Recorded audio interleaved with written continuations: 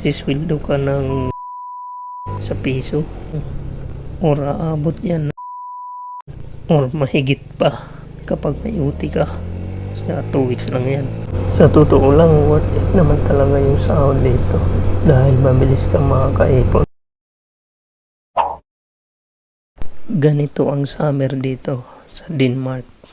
Time check 10:20 na ng gabi, pero napakaliwanag pa sa labas. As usual, papasok na naman ako sa trabaho. At ito ang update ng dorm namin dito. Bali, tapos na pala gawin siya. At ito na yung palikuran sa paligid. Pero nandito pa yung mga ginamit sa paggagawa ng bahay. So nakikita nyo, yun, dating buhanginan lang yan dati dito. Ngayon, tinaniman na nila ng mga damo-damo na ganyan. Parang hindi uso yung Carabao grass yata dito eh. At yan naman yung ginagamit sa pag-grass trimmer. Automatic yan. Pag nalubat, kusa na lang yung babalik dyan sa charger. At ganyan siya gumagana. Napaka-hitik. Hindi mo na kailangan mag-trim. Ganyang ginagawa niyan. Araw-araw. Dito sa harap ng bahay at sa likod ng bahay. At ito dito yung parking na pinakita ko dati na wala pang dingding at bubong. At ito naman yung loob ng parking area namin. At ito yung motor ko. Ilalabas ko muna kasi papasok na ako sa trabaho. At gumagamit din pala kami ng visible vest. Kasi may multa dito kapag nahuli ka ng pulis na wala kang reflectorized vest. Di ko lang alam kung magkano ang bayad sa multa. Pero yun yung mahigpit na bilin ng Blue Collar Agency na magsuot ng reflectorized vest mapaaraw man o gabi sa lahat ng oras kapag magmumotor o kaya magbabike at mag-scooter. At yan na pala yung view ng harap namin mula nung matapos yung bahay ayusin. Maganda na sa paningin kasi dati-rati puro panambak yan dyan. Napakagulo tingnan ngayon eh. Ang ganda na ng pagka-landscape. Ganyan pa siya kaliwanag kapag summer dito. Siguro dumidilim lang sa gabi mga 3 oras to 4 na oras lang or something. Kasi pagdating ng alas 4 maliwanag na rin. Halos ganyan na rin kaliwanag eh. Dahil ganyan ang break time namin doon sa pangalawang break sa company. At update tayo sa paparating na work vacation namin ngayong July. Bale yung company pala dito ay mayroong pinaka-sim break kumbaga sa eskwelahan ng mahigit 2 linggo. Bale magsisimula siya mula July 14 hanggang July 27 at babalik kami ng July 28 ng gabi. Pero mauuna ang pasok ng pang-umaga at pang-hapon. At babalik na naman kami sa trabaho sa araw ng 28. Bali mauuna pumasok ang pang-umaga pang-hapon. Kami ang pinakahuli pang-gabi. Pero sa mga susunod na araw, to regular time na ulit. Linggo ulit ang unang pasok namin sa pang-gabi. At dito yung daan ko papasok sa trabaho. Pinaka-shortcut para hindi na ako dadaan doon sa mga stoplight. Kaso parang madilim dito at parang nakakatakot. Pero kapag winter na ulit, hindi na ulit ako dadaan dito gawa ng madilim dito. At maraming malaking puno.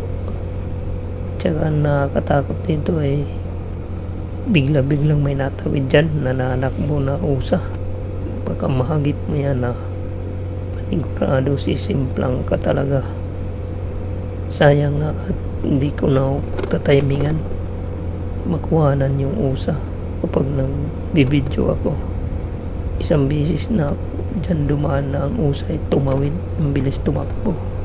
At kunting update lang tayo patungkol sa nangyayari sa amin dito sa trabaho dahil mahigit na 1 buwan at halos linggo-linggo may tanggalan. Kadalasan maraming nababawas sa mga Pinoy, sa mga welder at mga CNC operator. Ang masaklap pa dito, yung iba hindi pa nakakatikim ng sweldo, 2 weeks pa lang nasisibak na. Ang concern ko dito ay hindi para siraan kayo na gusto makarating dito, kundi magbigay ng babala.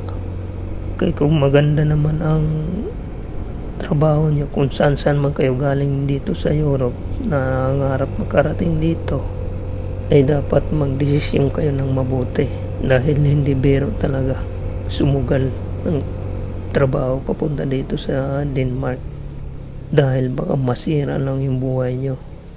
Dahil kadalasan narinig ko, kapag hindi nahihirapan sa bigat ng trabaho tungkol sa CNC, ay matagal din matuto. Siguro naman baka alam nyo na sa mga kakilala nyo na may probationary period dito. Sa loob lang ng 3 months dapat magkaroon na kayo ng adjustment dyan, kahit na 2 to 3 weeks pa lang kayo nagtitraining sa pwesto nyo, dahil sisiraan kayo ng nagtitraining sa inyo kaya ng ibang lahi. At pagdating naman sa mga welder, kadalasan kong hinaing na naririnig, mapa Pilipino man o ibang lahi gaya ng Indiano, kasi may kadorm kami dito na Indiano. Ang sabi niya, magaling na daw siya sa welding, kaso pagdating sa drawing, doon daw siya nahihirapan magbasa. Kaya ang nangyari, nag-emergency vacation yung kasama naming Indiano. Hindi ko alam kung makakabalik pa, pero wari ko din na yung babalik, kasi dinala na niya lahat ng mga gamit niya At nakaka2 linggong pasok pa lang siya dito. Panigurado hindi pa yung nakakasahod, dahil ang sahuran dito every 2 weeks, pero may pundo na 1 linggo. Kaya 3 weeks ang bubunuin mo bago ka makasweldo. At lahat kami dito, ang kinakatakot namin ay yung sitwasyon na yan, na bigla-bigla na lang tatanggalan at walang sinasanto, maparegular ka man or under agency, parehas lang. Kapag tinanggal ka, wala nang abiso. Hindi gaya sa mga nakasanayan natin na kapag hindi ka na nagustuhan ng company, ay sasabihan ka na 1 month or 2 months na lang maghanap ka na ng mailipatan. Pero dito kakaiba, lahat ng natatanggal ay puro surprise. Pupuntahan ka na lang doon sa pisto mo at sasabihin sa'yo na this is your last day. Di ba ang sakit nun? Mas masakit pa sa break up ng jowa mo, dahil hindi ka man lang nakapaghanda o anuman na dapat mong gawin. Hindi na dito uso yung palipaliwanag o investigasyon. Kapag sinibak ka, wala ka nang magagawa. At sana sa mga magkakapanood nito ay i-share nyo na, dahil panigurado mag-hire na naman yan yung blue collar ng napakaraming welder or CNC operator. At hindi rin ganun kadali mag-apply dito kahit nandito ka na, dahil kung mag-apply ka ng direct, kadalasan hinahanapan ka ng basic language na Danish. Di rin natin masisi yung iba nating kababayan na sumugal dito, dahil kadalasan masisilaw ka talaga sa laki ng sahuran. Dahil isipin mo, sisweldo ka ng 60k sa piso within 2 weeks lang, or aabot yan ng 100 or mahigit pa kapag may uti ka. Sa 2 weeks lang yan. At syempre may kanya-kanya tayong dahilan bakit tayo susugal. Gaya ko, kaya sumugal ako papunta dito dahil gusto ko kahit mga 2 years lang ako dito ay magpupurgod na ako, makakaipon na ako nun. Pero kapag pinalad na hindi tanggalin, ay manatili siguro o maximum 4 years to 5 years. Kasi sayang yung pikitain mo dito. Sa totoo lang, worth it naman talaga yung sahod dito. Dahil mabilis kang makakaipon kaysa doon sa Czech Republic. At ang may advice ko lang sa mga gusto makarating dito, dapat kabisado nyo yung kategori nyo bilang CNC or welder para hindi kayo malagay sa alanganin. At lalong-lalo na dapat fast learner ka, hindi pwede yung babagal-bagal. Pati sa kilos, hindi dapat yung mabagal ka. Dahil kung kinakailangan manakbo ka, tatakbo ka. Kasi yung trabaho dito ay mass production. Bukod dyan ay mabigat din yung trabaho.